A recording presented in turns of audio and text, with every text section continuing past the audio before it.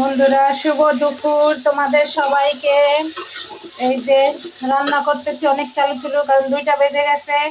ছেলেকে খাবার দিয়ে আসবো, মেয়েকে লয়ে যাব। এখনো আমার স্নান হয় নাই।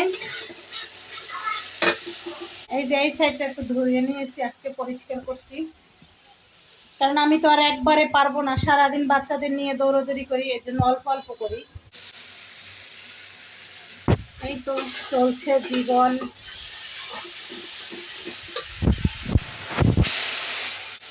জল দিয়ে দেবো, মশলা কষানো শেষ। এই যে আমি এখন ডিমের ভিতরে ঢেলে দেবো, এটা রাখবো কারণ আমার সময় নেই একদম।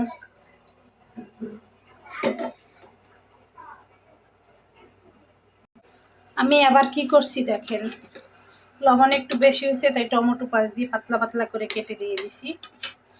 কি করবো আর, ওটা ব্যালেন্স ঠিক করে দিবে।